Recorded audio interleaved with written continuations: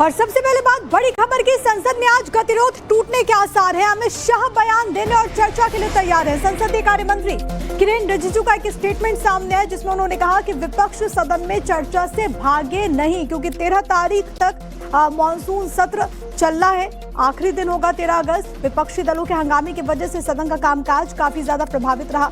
कई मुद्दों को लेकर के विपक्ष लगातार आक्रामक रहा। विपक्ष की तरफ से कहना था कि गृह मंत्री अमित शाह जवाब दे पैलेट गन के मुद्दे पर, लेकिन अब जो बड़ी खबर है, नवभारत के सूत्र ये बता रहे हैं कि अब आखिरी के 2 दिन में सत्ता पक्ष और विपक्ष के बीच गतिरोध खत्म होने के आसार हैं। सरकार आज छात्रों के मुद्दे पर चर्चा करा सकती है। गृह मंत्री अमित शाह जवाब दे सकते हैं। सूत्रों का यह भी दावा है कि अमित शाह ने संसदीय कार्य मंत्री किरेन रिजिजू से मुलाकात की और सदन में अपने दिए जाने वाले जवाब से पहले लंबी चर्चा भी की। विपक्ष लगातार इसकी मांग कर रहा था और अब इस बात के आसार हैं कि आखिरी 2 दिन कम से कम सदन से अच्छी तस्वीर सामने आई। हो हल्ला हंगामे के बीच वहां पर कामकाज हो सके, इस बात के आसार जाहिर किए जा रहे हैं। देश के लोगों के सामने में साफ हो गया कि हम लोग चर्चा के लिए तैयार है और कांग्रेस चर्चा से भाग रही है।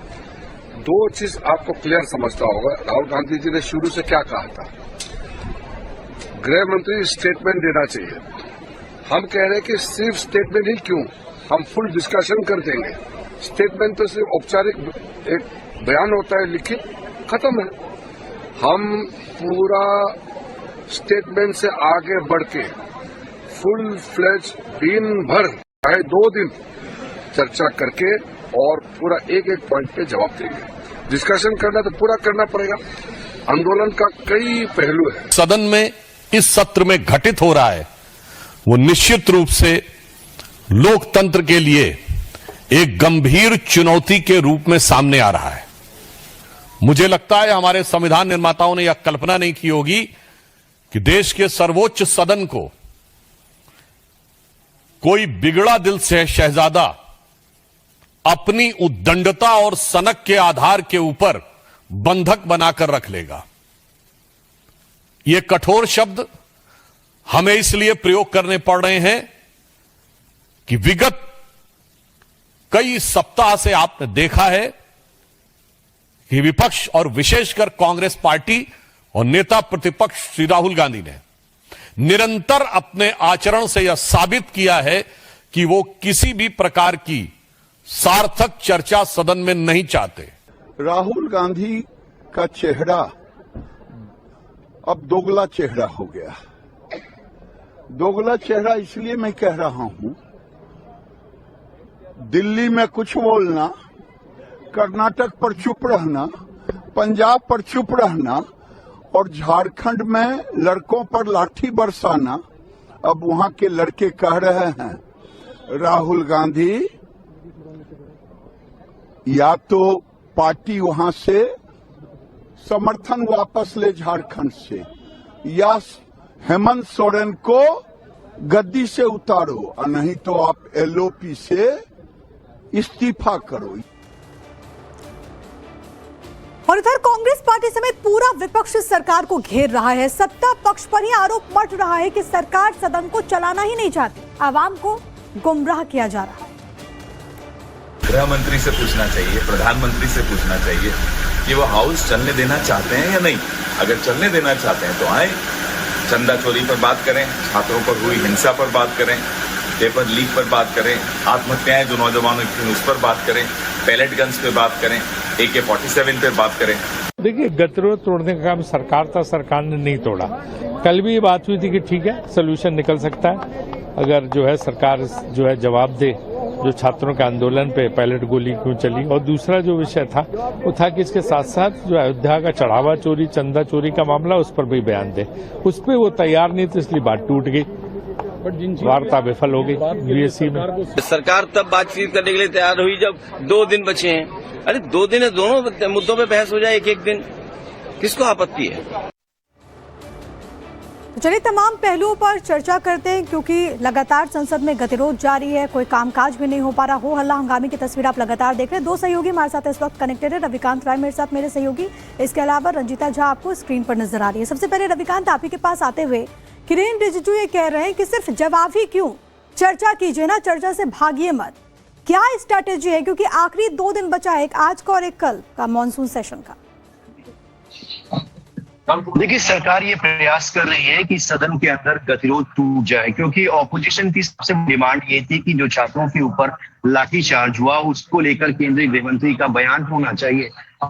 ये कह रही है कि सिर्फ बयान बल्कि हम चर्चा के लिए तैयार है और संसद के दोनों सदनों में केंद्रीय गृह मंत्री अपना स्टेटमेंट भी देंगे, बयान देंगे, दूध पानी का। लेकिन ऑपोजिशन को ये लगता है कि अगर केंद्रीय गृह मंत्री का स्टेटमेंट होगा तो और भी बाकी में चल रही परिस्थितियां उनके ऊपर भी वो खुला क्यों विपक्ष ने तैयार है वो अमित शाह के स्टेटमेंट के बाद वो जो है नेटवर्क इशू है रविकांत, मैं लौट रही हूँ आपके पास। एक बार रंजीता का रुख कर लेती हूँ। रंजीता, विपक्ष क्या सोच रहा है? मतलब विपक्ष की तो मांग है कि अमित शाह जवाब दे, अगर सेंटर की तरफ से केंद्र ये कह रहा है कि भाई हम तो चर्चा के लिए तैयार हैं, हम जवाब देने के लिए तैयार हैं, फिर भी विपक्ष क्या इस चीज को लेकर के राजी है? विपक्ष के खेमे में इस वक्त क्या चल रहा है? प्रिया, देखिए, जिस तरह से विपक्ष की अगर स्ट्रैटेजी की बात की जाए तो आपने सुना अखिलेश यादव कह रहे हैं कि अब जब सदन का सिर्फ 2 दिन बचा हुआ है तब डिस्कशन की बात कर रहे हैं, गृह मंत्री स्टेटमेंट की बात कर रहे हैं, क्योंकि कहीं ना कहीं विपक्ष को ऐसा लगता है कि सरकार सिर्फ गृह मंत्री का स्टेटमेंट करा देगी, विपक्ष को बोलने का मौका नहीं देगी और अपनी तरफ से जो पॉलिटिकल एजेंडा है वो सत्ता पक्ष रख पाएगी, विपक्ष को वो मौका नहीं दिया जाएगा। तो ऐसे में कहीं ना कहीं जो विपक्ष की जो रणनीति थी अभी तक, विपक्ष बैकफुट पर नजर आ रही है और यही वजह है कि विपक्ष की तरफ से लगातार ये कहा जा रहा है कि गृह मंत्री पहले माफी मांगे 20 जुलाई को जो छात्रों पर कार्रवाई की गई है उसको लेकर, और अगर स्टेटमेंट की और चर्चा की अगर बात होती है तो सिर्फ जो छात्रों पर कार्रवाई की गई उसी पर नहीं बल्कि अयोध्या राम मंदिर जो चंदा चोरी है उस पर भी चर्चा होनी चाहिए। तो हम कह सकते हैं कि तमाम विपक्षी जो पार्टियां हैं वो अभी भी सरकार को घेरने की कोशिश कर रही है, लेकिन जब सरकार की तरफ से डिस्कशन की बात कही जा रही है तो विपक्ष बैकफुट पर है और उसी को कहीं ना कहीं मजबूत करने के लिए दोनों ही मुद्दों पर चर्चा की बात विपक्ष की तरफ से कहा जा रहा है। गोल पोस्ट चेंज करना नहीं हो गया? मैं लौट रही हूँ आपके पास, लेकिन रविकांत आपकी बात अधूरी रह गई थी, अपनी बात आप पूरी कीजिए। और एक जवाब ये भी रविकांत, अमित शाह भी जवाब दे सकते हैं, सोर्सेज ये भी बता रहे हैं।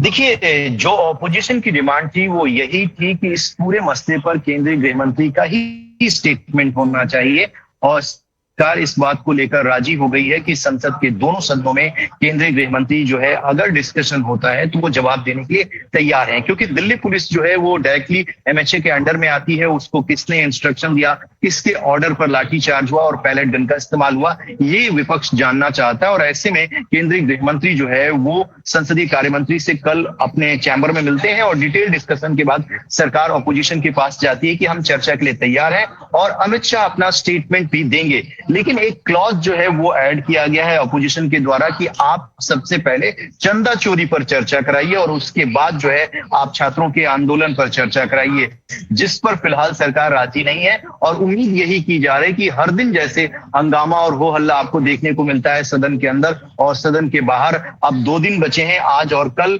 और परिस्थितियां ठीक वैसी ही हैं, क्योंकि गतिरोध तोड़ने का प्रयास तो सरकार की तरफ से किया जा रहा है लेकिन ऑपोजिशन पूरी तरीके से तैयार अभी तक नहीं है। लेकिन रंजीता, फिर वही सवाल जो हम कह रहे थे कि भाई ये गोल पोस्ट चेंज करना नहीं हो गया, ये नया क्लॉज क्यों? क्योंकि इससे पहले तो धर्मेंद्र प्रधान के इस्तीफे की मांग थी, फिर प्रोटेस्ट को लेकर के चर्चा, अब पैलेट गन के मुद्दे पर चर्चा, अब ये कहा जा रहा है कि भाई पहले आप राम मंदिर पर चर्चा कीजिए। देखिए प्रिया, अगर हम विपक्ष के आंदोलन की बात करें, उनके प्रोटेस्ट की बात करें तो लगातार ये मुद्दे हैं, न सिर्फ छात्रों का आंदोलन और छात्रों पर जो लाठीचार्ज की गई वो मुद्दा, इसके अलावा चंदा चोरी का भी मुद्दा, जिस पर आप देखते होंगे विपक्षी पार्टी कि आज भी मकर द्वार पर प्रदर्शन करेगी विपक्षी पार्टी, और समाजवादी पार्टी खासकर इस पूरे मुद्दे को लेकर सबसे ज्यादा आक्रामक थी और उसका कहना था कि इस पूरे मुद्दे को लेकर सरकार जो है वो चर्चा कराए, बयान रखे कि आखिर ये पूरा मामला हुआ कैसे, क्योंकि राम मंदिर एक ऐसा मुद्दा जिस पर बीजेपी ने शुरू से राजनीति की है